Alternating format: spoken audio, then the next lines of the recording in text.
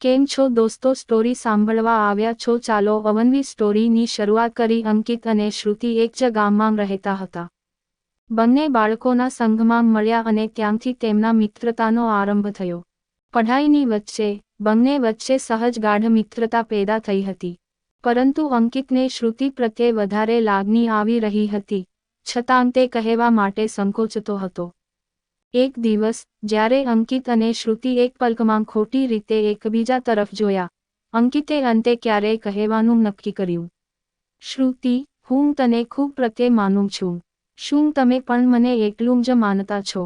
અંકિતે કહ્યું। શ્રુતિ એક ક્ષણ માટે ચૂપ રહી, પરંતુ પછી તે હળવે હસતા કહ્યું, હા અંકિત, હું પણ તને પ્રેમ કરી રહી છું, પરંતુ અમારે હજુ સમય છે ક્યારેક સ્વીકારવું।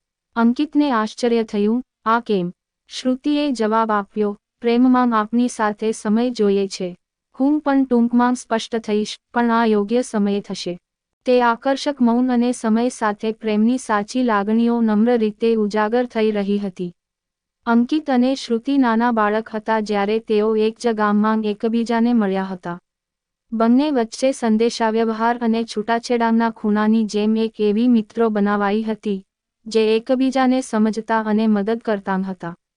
અંકિત એક મીઠું મર્કિંગ પ્રકૃતિ ધરાવતો અને શ્રુતિ એક શુદ્ધ અને મધુર એવી અંદરથી જાણીતી હતી। આ મિત્રતા જલ્દીથી એક મજબૂત સંલગ્નતા બની ગઈ। વિદ્યાલયમાં દરેક દિનના આરંભથી તેઓ એકબીજાને મળતા।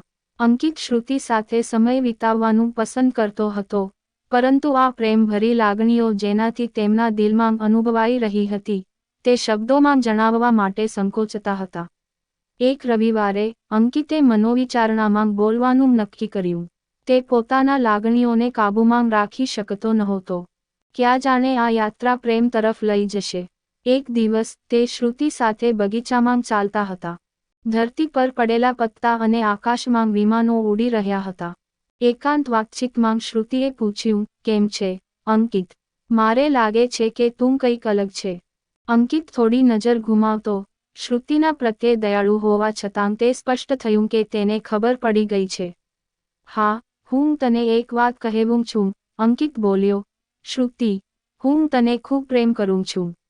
આ લાગણી મારા દિલમાં છે અને હું હવે તેને છુપાવી શકતો નથી। શ્રુતિ થોડું ચૂપ રહી ગઈ, પરંતુ તરત જ હળવે હસતી રહી। અંકિત, હું પણ તને પ્રેમ કરું છું, પરંતુ આ પ્રેમ હજી પરિપૂર્ણ થવા માટે થોડો સમય માંગે છે। આપણે જેટલા સમય સાથે હતા, એનો અર્થ હજુ બાકી છે। પ્રેમનો ખજાનો સમય માંગશે, એનો સાચો અર્થ અને આનંદ તભી આવશે। અંકિતે શ્રુતિના શબ્દોને વિચારવામાં મૂકી દીધો। તે સમજતો હતો કે શ્રુતિનું કહેવું સત્ય છે, સાચો પ્રેમ નમ્રતા, માન્યતા અને સમયની ગણતરી સાથે વિકસે છે। માત્ર આતુરતા અને મૌલિક ભાવનાઓને છુપી રાખવું પ્રેમ નથી, પરંતુ સહનશીલતા, અનુભવ અને એકબીજાને સમજવાનું ગહનતા જરૂરી છે।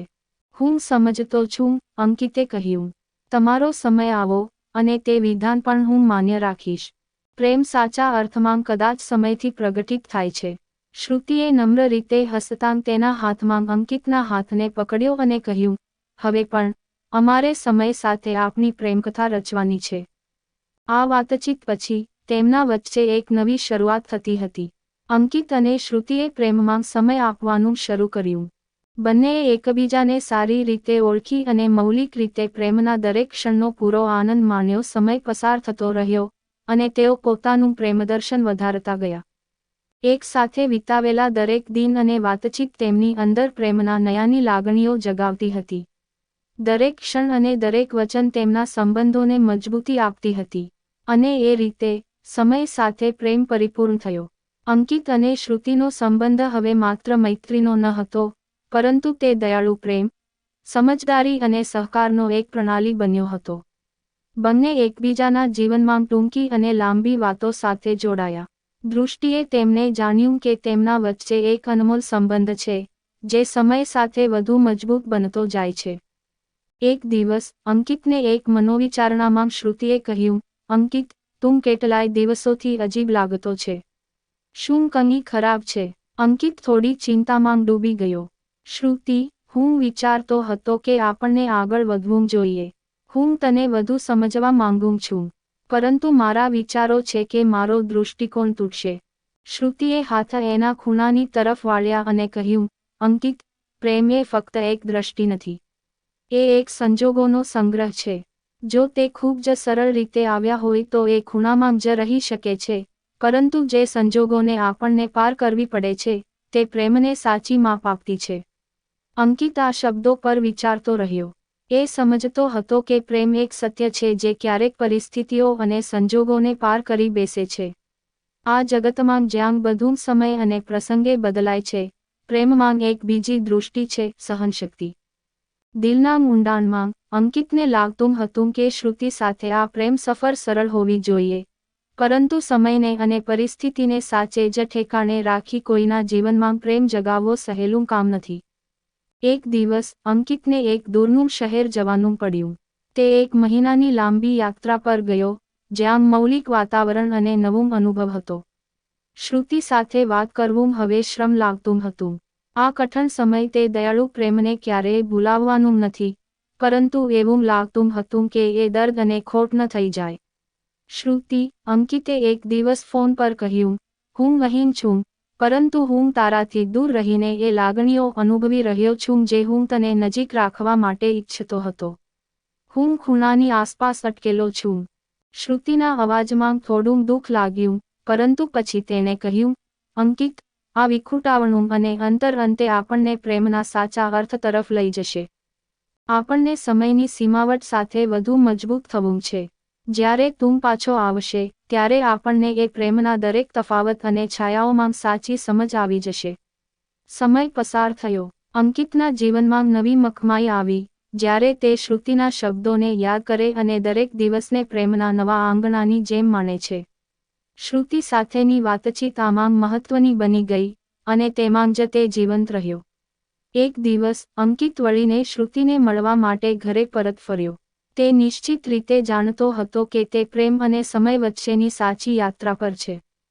શ્રુતિને જોઈને અંકિત એના એક મલયાલ શબ્દમાં કહ્યું, હું હવે જાણતો છું કે પ્રેમ એવું નથી જે તરત જોવા મળે. તે સમજવાની યાત્રા છે. શ્રુતિ હળવેથી હસતાં તેની તરફ પહોંચી અને કહ્યું, હા, સાચું છે. પ્રેમ એ છે કે જે આપણે સમય સાથે સાચવી શકીએ. અને હવે અમે આપને મળી છે, એ પ્રેમ ભવિષ્યમાં પણ વધતી રહેશે. આ સોંપેલું પરિણામ હતો, જે સંબંધમાં ઉત્કટ પ્રેમ અને એકબીજાના માની લય અને લાગણીઓના મલયાલ ભાવે જીવનના તમામ પડાવો પાર કરવાનો આનંદ હતી. આવી જ સ્ટોરી સાંભળવા માટે ચેનલને સબસ્ક્રાઇબ અને વિડીયોને લાઇક કરજો મિત્રો. ધન્યવાદ.